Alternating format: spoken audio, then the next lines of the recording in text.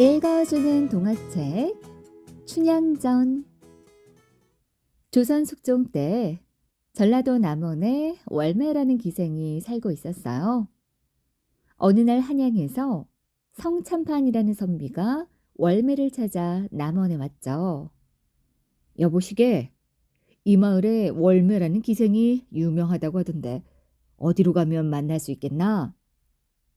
저기 아랫집에 가면 월매가 살고 있습니다. 거기로 한번 가보세요. 그렇게 성참판은 월매를 만나게 됐어요. 나는 한양에서 온 성참판이라고 하네. 자네가 월매인가? 네, 그렇습니다만. 자네 인물이 곱고 노래도 잘하고 글도 참 잘 쓴다고 들었네. 앞으로 자주 찾아와 이야기를 좀 나눠도 괜찮겠는가? 네, 자네가 아주 마음에 드네. 월매는 수줍게 고개를 끄덕였어요. 성참판과 월매는 그날 이후로 매우 가까운 사이가 되었죠. 내가 그대를 둘째 부인으로 맞이하고 싶은데 자네 생각은 어떠한가? 월매는 성참판을 너무도 사랑했기 때문에 성참판의 둘째 부인이 되기로 마음먹었어요. 월매는 성참판의 아내가 되자 하루빨리 성참판의 아이를 갖고 싶었죠. 그래서 날마다 하늘에 정성껏 기도를 했어요. 그리고 마침내 월매의 뱃속에 아기가 생겼어요. 10달이 지나 월매는 아주 예쁜 여자아이를 낳았어요. 성참판과 월매는 이름을 춘향이라고 지었죠. 춘향이는 마음도 얼굴도 고운 아이로 자랐어요. 춘향이 자라 16살이 되었어요. 5월 단오날 아름다운 꽃나무가 곳곳에 가득했죠. 춘향이는 몸종 향단이와 함께 전라도 남원의 광안루에서 그네를 타고 있었어요. 때마침 남원 사또의 아들 이몽룡이 그곳을 지나다가 나풀나풀한 댕기와 치마를 펄럭이며 그네를 타고 있는 춘향이를 보게 되었죠. 이몽룡의 넋을 잃고 한참 동안 춘향이의 그네 타는 모습만 쳐다봤어요. 이몽룡을 따라 나선 방자는 이몽룡에게 말했죠. 도련님, 춘향이 아가씨가 참 예쁘지요? 제가 가서 도련님의 말씀을 좀 전하고 올까요? 방자의 말에 이몽룡은 귓불이 빨갛게 달아오르고 입가에는 수줍은 미소를 띄었어요. 그래 주겠느냐? 그럼 오늘 저녁에 다시 이곳에서 둘이 만날 수 있겠는지 물어보거라. 이몽룡이 말을 마치자 방자는 냉큼 춘향이가 있는 쪽으로 걸어갔어요. 그리고 향단이에게 이몽룡의 말을 그대로 전했죠. 이몽룡은 멀리서 방자와 향단이가 이야기를 나누는 모습을 지켜보았어요. 얼마 후 방자가 기쁜 소식을 가지고 돌아왔죠. 도련님, 도련님, 됐습니다, 됐어요. 춘향이가 오늘 저녁에 도련님을 만나러 나오겠다고 했습니다. 이몽룡은 춘향을 만날 생각에 마음이 설레었어요. 가슴은 두근거리고 얼굴은 달아오르고 어서 빨리 저녁이 되기만을 기다렸죠. 드디어 약속한 시간이 되었어요. 이몽룡은 춘향과 만나기로 한 광안루를 향해 발걸음을 옮겼어요. 이몽룡이 도착하여 보니 곱게 차려입은 춘향이 이미 나와서 기다리고 있었죠. 낭자, 그대의 모습은 저녁에 보아도 꽃송이처럼 아름답구려. 앞으로 나와 자주 만나줄 수 있겠소? 춘향은 이몽룡의 말에 가볍게 고개를 끄덕였어요. 그날 이후로 이몽룡과 춘향은 연인 사이가 되었죠. 그러나 그들의 행복은 오래 가지 않았어요. 이몽룡이 아버지를 따라 한양으로 가게 되었기 때문이에요. 이몽룡은 어찌할 바를 몰라 발만 동동 굴렀죠. 한참을 고민하던 이몽룡은 어머니에게 말했어요. 어머니, 저는 춘향이를 사랑합니다. 춘향이는 저와 결혼하기로 약속한 사이니 함께 한양에 갈 수 있도록 도와주세요. 하지만 어머니는 극구 반대했죠. 이게 무슨 소리냐? 춘향이를 한양에 데려간다고? 앞길이 창창한 네가 춘향이를 데려가면 벼슬 하는데 방해나 될 것이 뻔한데 어찌 그런 소리를 하느냐? 이몽룡은 아버지에게도 부탁해 보았지만 결과는 같았어요. 이몽룡은 상심이 가득한 얼굴로 춘향이에게 이야기했죠. 춘향아, 미안하다. 지금은 너와 함께 한양에 갈 수가 없을 것 같구나. 조금만 기다려주면 내가 과거에 급제해서 당당한 모습으로 너를 데리러 오겠다. 춘향은 이몽룡을 한양으로 떠나보내야 한다는 사실에 마음이 너무 아팠어요. 그러나 사랑하는 사람의 성공을 위해서는 잠시 참아야 한다고 생각했죠. 네, 도련님. 반드시 장원급제에서 남원으로 돌아오세요. 기다리겠어요. 춘향은 흐르는 눈물을 재빨리 닦아내고 사랑스러운 눈으로 이몽룡을 바라봤어요. 다음 날 이몽룡은 한양으로 떠났죠. 그로부터 몇 달이 지났어요.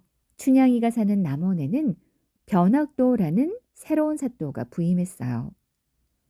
사람들은 변사또가 마을을 잘 다스려주기를 기대했죠.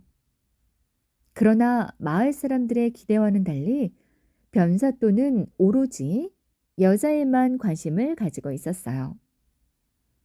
마을에서 예쁘다고 소문난 아가씨라면 죄다 불러 만나보려고 했죠. 변사또가 남원에 부임한 지 얼마 지나지 않아 춘향이의 미모가 매우 뛰어나다는 이야기를 듣게 되었죠. 변사또는 곧바로 이방을 불렀어요. 이번 마을 잔치에는 반드시 춘향을 불러오도록 하라. 이방은 변사또의 성질이 어떤지 잘 알고 있었기 때문에 그저 고개를 꾸벅 수그렸죠. 예, 알겠습니다. 저녁이 되자 이방은 춘향을 찾아갔어요. 춘향아, 이번에 새로 오신 변사또께서 마을 잔치에 네가 꼭 와야 한다고 난리시다. 내가 이몽룡 도련님과 연인 사이라는 것은 잘 알지만 사또의 성격이 워낙 괴팍해서 아무 말도 할 수가 없구나. 그러니 네가 내 얼굴을 봐서라도 마을 잔치에 꼭 좀 와줬으면 한다. 부탁하마. 며칠이 지나 마을에 사또가 벌이는 잔치가 열렸어요. 그러나 춘향이는 잔치에 나타나지 않았죠. 이몽룡에게 온 마음을 다 바치기로 했기에 변사또의 요구를 받아들일 수 없었기 때문이에요.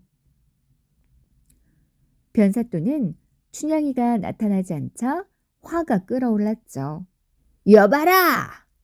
내가 춘향을 반드시 잔치에 데려오라고 했거늘 어찌 춘향의 모습이 아직도 보이지 않는단 말이냐?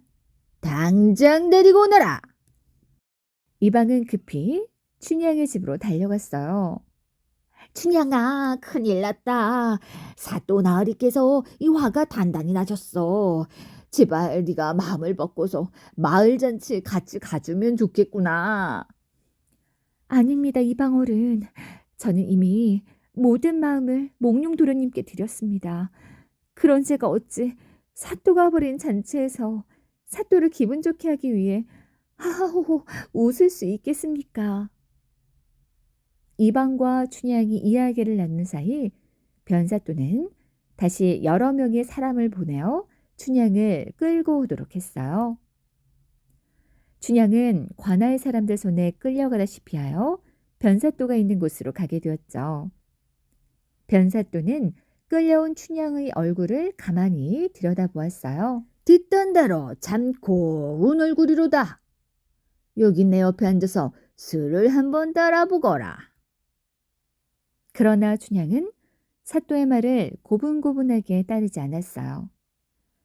저는 이미 결혼을 약속한 사람이 있는 몸입니다. 그런데 어찌 저에게 술을 따르며 사또의 기분을 맞추라 하십니까? 저는 그렇게 할 수 없습니다. 춘향의 말에 변사또는 화가 머리 끝까지 올랐어요. 저런 건방진 것을 보았나. 어서 저 계집을 옥에 가두어라. 결국 춘향이는 옥에 갇히고 말았어요. 한편 이몽룡은 한양에서 열심히 공부하고 있었어요. 얼른 장원급제해서 남원으로 달려가고 싶었기 때문이죠. 밤낮 없이 공부에 전념했던 이몽룡은 마침내 과거에 급제했죠. 그리고 암행어사가 되어 남원으로 향했어요. 물론 자신이 암행어사인 것을 숨기기 위해 아주 허름한 옷차림으로 내려갔죠. 남원에 도착해서 제일 먼저 찾아간 곳은 춘향의 집이었어요. 어머니, 저 왔습니다. 그간 안녕하셨죠? 이게 누구야? 이도령 아닌가? 아니 그런데 이게 꼴인가? 이도령이 거지가 다 되어왔구나. 이 일을 어쩌나?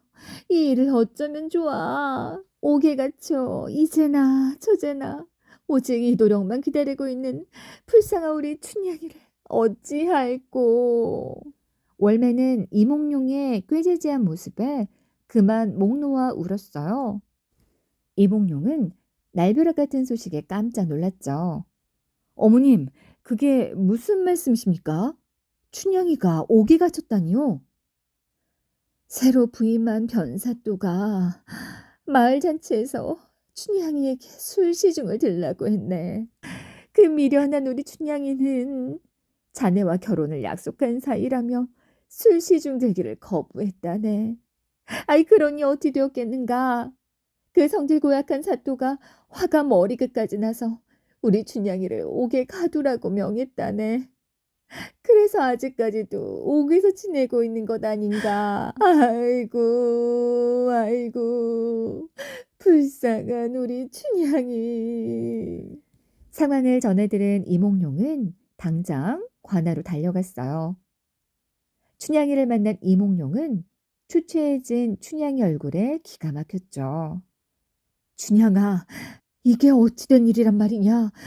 내가 미안하다. 아니에요, 도련님. 저는 이렇게라도 도련님을 만날 수 있어서 더없이 기쁘답니다. 미안하구나. 도련님, 눈물을 거두시고 제 부탁 하나만 좀 들어주세요. 불쌍한 우리 어머니는 제가 옥에 갇혀서 마음과 몸이 많이 상하셨을 거예요. 부디 우리 어머니를 잘 보살펴 주세요. 오냐? 알았다. 그건 걱정 말거라. 그리고 내가 어떻게 해서든지 너를 옥에서 꺼내줄 테니 조금만 기다리거라. 그리고 며칠이 지났어요. 변사또의 생일 잔치가 열렸죠. 마을 사람들은 모두 관아에서 열리는 잔치에 참석했어요. 이몽룡도 지저분한 차림새 그대로 변사또의 생일 잔치 참석했죠. 사람들이 한창 흥에 겨워 시끌시끌할 무렵 변사또가 말했죠. 마을의 선비들은 잘 들으시오. 내가 시의 제목을 하나 줄 것이니 흥을 돋울 수 있도록 시를 한 편씩 지어보시오. 선비들은 제각각 붓을 들고 종이에 시를 짓기 시작했어요. 물론 이몽룡도 시를 지었죠. 사람들이 시짓기를 마치자 변사또는 시를 하나하나 읽어 내려갔어요. 드디어 이몽룡의 시를 읽을 차례가 되었죠. 담간울이 남원에 있어 백성들이 시름에 겨우니 임금님이 이를 알고 암행어사를 보내셨네. 시를 읽는 변사또의 얼굴이 불그락 푸르락 변했어요. 그때였어요. 암행어사 출두요. 이몽룡이 자리에서 벌떡 일어나 소리쳤죠. 죄 없는 백성들을 괴롭히고 아녀자들을 불러놓고 즐기기에만 여념이 없는 변사또는 듣거라. 임금님의 명으로 너를 체포하겠다. 그리고 포졸들은 들으라. 옥에 갇힌 사람들의 죄명을 묻고 억울하게 옥에 갇힌 사람이 있거든 모두 풀어주어라. 춘향이가 옥에서 풀려나오자 이몽룡은 춘향이를 향해 말했어요. 춘향아, 고개를 들어 나를 보거라. 도련님.